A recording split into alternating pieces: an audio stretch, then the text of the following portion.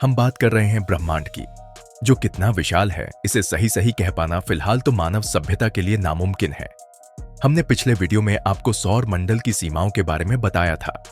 आप सभी जानते हैं कि सौर मंडल भी ब्रह्मांड में एक कण मात्र है और फिर इसी ब्रह्मांड में मौजूद ग्रह धरती के रेत के कण जैसे ही हैं। तो दोस्तों, आज के इस आर्टिकल में हम ब्रह्मांड में मौजूद कुछ रहस्यमयी और अजीब ग्रहों के बारे में जानेंगे। तो दोस्तों, आर्टिकल को अंत तक अवश्य पढ़ें और जानें ब्रह्मांड के अजीब और रहस्यमयी ग्रहों को। चलिए आगे बढ़ते हैं और जानते हैं सबसे पहले केपलर 452b के बारे में। दोस्तों, 2015 में नासा द्वारा खोजे गए इस ग्रह को केपलर 452b का नाम दिया गया है। इस ग्रह का भी हमारी पृथ्वी के जैसा एक सूरज है और हैरान करने वाली बात यह है कि जितनी दूरी हमारी धरती से सूरज के बीच है, उतनी ही दूरी केपलर 452b की दूरी अपने सूरज से है। ठीक उसी तरह जैसे एटमॉस्फेरिक कंडीशंस हमारी पृथ्वी पर है, वैसा ही इस ग्रह पर भी है और इससे इस ग्रह पर पृथ्वी की तरह ही पानी और हवा होने की संभावना भी अधिक है। और तो और धरती की तरह ही यहाँ भी विचित्र प्रजातियों के जीवन के होने की संभावना भी बहुत अधिक है, क्योंकि यहाँ का वातावरण धरती की वातावरण के जैसा ही हो सकता है। अभी तक की जुटाई गई जानकारियों के अनुसार इस ग्रह का पृथ्वी से इतनी सिमिलरिटी होने की वजह से इसे पृथ्वी की बहन भी कहा जाता है। दोस्तों, जहां हमारी पृथ्वी को सूरज का एक चक्कर लगाने में 365 दिन का समय लगता है, वहीं केपलर 452b को अपने सूरज का चक्कर लगाने में 385 दिन का समय लगता है। यानी कि दोनों ग्रहों के रेगुलेशन टाइम में महज 20 दिन का फर्क है। हमारा सूरज 4.6 बिलियन ईयर्स जितना पुराना है, वहीं केपलर 452b का सूरज 6 बिलियन साल पुराना है। इतनी सारी समानताओं के साथ इस ग्रह पर एलियंस लाइफ होने की संभावना भी बहुत अधिक है, लेकिन फिलहाल इस ग्रह पर एलियन लाइफ के बारे में कोई जानकारी नहीं मिल पाई है। दोस्तों, हमारी पृथ्वी से इस ग्रह की दूरी लगभग 1400 लाइट ईयर्स है। पृथ्वी से इसकी दूरी जानकर आप अंदाजा लगा ही लेंगे कि आज की टेक्नोलॉजी से बने स्पेसशिप्स को केपलर 452b तक पहुंचने में कितना समय लग जाएगा। लेकिन फ्यूचर में नासा, स्पेस एजेंसी और इसरो जैसी स्पेस एजेंसी अगर स्पेस ट्रैवल टेक्नोलॉजी को और ऊंचाई तक ले जाती है, तो भविष्य में इस ग्रह पर पहुंचने की संभावनाएं भी अधिक होंगी।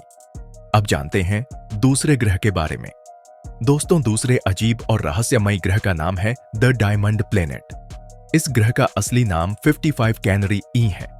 यह वास्तव में एक ऐसा ग्रह है जो हीरे से बना है। जी हां, हीरे से। और यहां हैरानी की बात यह है कि इस ग्रह में हीरे से बने हिस्से का वजन हमारी पृथ्वी के कुल वजन से 3 गुना अधिक है। साल 2004 में डिस्कवर किए गए 55 कैनरी ई के बारे में वैज्ञानिकों का कहना है कि इस ग्रह का हिस्सा सॉलिड हीरे से बना है। और जैसा कि हम सभी जानते हैं कि डायमंड कार्बन से बनता है, तो जाहिर सी बात है कि इस ग्रह पर ज्यादा कार्बन है। और वैज्ञानिकों ने यह भी कहा है कि इस प्लेनेट की कोर में मौजूद कार्बन के ऊपर अधिक प्रेशर होने की वजह से ही कार्बन डायमंड में कन्वर्ट हो चुके हैं।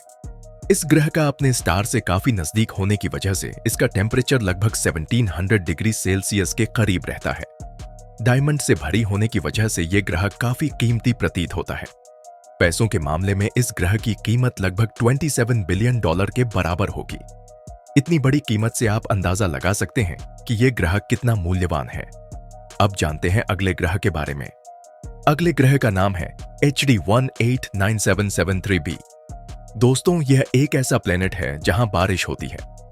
यह बात जानकर आप सोच रहे होंगे कि इसमें नई बात क्या है। तो मैं आपको बता दूं कि यहां जो बारिश होती है वो पानी की नहीं बल्कि कांच की होती है। जी हां, कांच की बारिश। दरअसल इस ग्रह का वायुमंडल सिलिका के पार्टिकल से बना है, जिस वजह से यहाँ कांच के बदले ही बनते हैं और कांच की बारिश ही होती है। दोस्तों, यहाँ होने वाली कांच की बारिश भी मामूली बारिश नहीं होती, क्योंकि इस ग्रह पर हवा लगभग 8700 किलोमीटर प्रति घंटे की रफ्तार से चलती है। जानकारी के लिए आपको बता दूं कि यह साउंड की स्पीड से भी लगभग 7 गुना अधिक स्पीड है। दूसरे शब्दों में अगर मैं आपको ये कहूं कि दुनिया में सबसे तेज चलने वाली गोली की स्पीड 3000 किलोमीटर प्रति घंटा है, या फाइटर जेट जो 3 से 4000 किलोमीटर प्रति घंटे की रफ्तार से दौड़ लगाती है, तो आपको यह अंदाजा हो गया होगा कि इस ग्रह पर चलने वाली हवाएं कितनी तेज चलती हैं। हालांकि इस बात पर यकीन करना थोड़ा मुश्किल है, लेकिन वास्तव में यही सच है। अब आप थोड़ी देर के लिए इमेजिन कीजिए कि आप एक ऐसे प्लेनेट पर हैं जहां बारिश के रूप में कांच आसमान से गिर रहे हैं, और वो भी साउंड की स्पीड से 7 गुना ज्यादा तेजी से। मुझे तो ऐसा इमेजिन करने में ही डर लग रहा है। दोस्तों, ये तो रही यहाँ पर होने वाली कांच की बारिश की बात। अब बात करते हैं इस ग्रह के तापमान की। दोस्तों, इस ग्रह का तापमान लगभग 930 डिग्री सेल्सियस के करीब रहता है, जो सिलिका पार्टिकल्स को कांच में बदल देता है। इस ग्रह को बाहर से देखकर कोई ये अंदाजा भी नहीं लग सकता कि यहाँ कांच की बारिश होती है। इस कड़ी में अगले प्लेनेट का नाम है ग्लीस 436p। इस प्लेनेट को भी 2004 में दी डायमंड प्लेनेट के साथ ही डिस्कवर किया गया था। दोस्तों, इस प्लेनेट की स्पेशलिटी यह है कि यह एक आग में जलने वाले बर्फ का प्लेनेट है। ये सुनकर आप बोल रहे होंगे कि यह क्या बकवास है, लेकिन यकीन मानिए, यही इस प्लेनेट की सबसे बड़ी खासियत है। दोस्तों, इस प्लेनेट पर एवरेज टेम्परेचर 450 डिग्री सेल्सियस तक रहता है, लेकिन यह पूरी तरह से बर्फ से ढका हुआ प्लेनेट है। दोस्तों, इस प्लेनेट का ग्रेविटेशनल फोर्स इतना अधिक है कि अगर यहां मौजूद बर्फ हाई टेम्परेचर के कारण पिघलकर गैस में कन्वर्ट भी हो जाए, तो ऊपर आसमान में जाने की बजाय ग्रेविटेशनल फोर्स की वजह से सीधा प्लेनेट के अंदर चला जाता है और यही गैस फिर से बर्फ बन जाते हैं। यह एक रोटेशनल प्रोसेस है और इसी कारण यहाँ बाकी नॉर्मल प्लैनेट्स की तरह पानी भाप में बदलकर बारिश नहीं ला पाती, बल्कि वापस से बर्फ बन जाती है। दोस्तों, अभी तक मैंने जितने भी प्लैनेट्स का जिक्र किया है वो हमारे सोलर सिस्टम से बहुत ही ज्यादा दूरी पर मौजूद है, लेकिन अब मैं जिस प्लैनेट के बारे में बताने जा रहा हूँ वो हमारे सोलर सिस्टम में ही मौजूद है और उस प्लैनेट का नाम है टाइटन, जो कि शनि ग्रह का नेचुरल सैटेलाइट है, यानी कि शनि ग्रह का चांद। हमारी धरती का नेचुरल सैटेलाइट जिस तरह से मून है, ठीक उसी तरह से सैटर्न का नेचुरल सैटेलाइट टाइटन है। लेकिन आप सोच रहे होंगे कि इसमें खास बात क्या है। दोस्तों, टाइटन के एटम्स में इतनी डेंसिटी है कि 2005 से पहले तक वैज्ञानिकों को यह तक पता नहीं था कि इसके भीतरी सतह में क्या क्या मौजूद है। जी हाँ, 2005 के बाद ही वैज्ञानिकों ने टाइटन के भीतरी सतह के बारे में जानने की कोशिश की और उसमें सफल भी हुए। टाइटन के बारे में जुटाई गई जानकारी के अनुसार यह एक ऐसी जगह है जहां पर एटमॉस्फेयर के साथ साथ नदियां और झील भी मौजूद है। और टाइटन पर हमारी पृथ्वी की तरह ही बारिश भी होती है, लेकिन यहाँ का टेम्परेचर -179 डिग्री सेल्सियस है, जिस कारण यहाँ का पानी भी बर्फ के चट्टान की तरह ही होता है। लेकिन बाद में पता चला कि यहाँ पर नेचुरल गैस मीथेन है और ये गैस यहाँ लिक्विड स्टेट में रहती है। तो अब तक हम जिसे नदी या पानी समझ रहे थे वो वास्तव में टाइटन ग्रह पर मौजूद मीथेन गैस है, लिक्विड स्टेट में है। अभी तक टाइटन के इस रीजन में सिर्फ 20% तक की जानकारी ही साइंटिस्ट के पास है।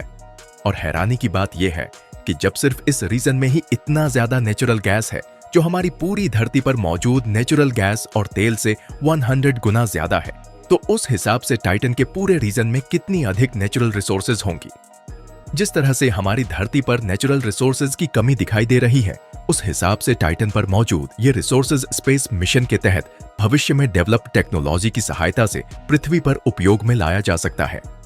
टाइटन के विषय में सबसे अजीब बात यह है कि टाइटन का मास बहुत ज्यादा है। दूसरी तरफ यहाँ की ग्रेविटी उतनी ही कम है, यानी अगर आप अपने दोनों पैरों और दोनों हाथों को पानी में तैरने जैसा इस्तेमाल करते हैं तो आप टाइटन के एटमॉस्फेयर में आसानी से तैरने लगेंगे।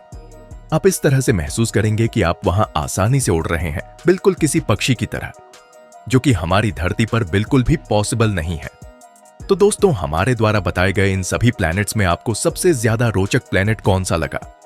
हमें कमेंट करके अवश्य बताएं ताकि हम उस पर और अधिक रिसर्च कर सकें और अगली आर्टिकल में पेश कर सकें।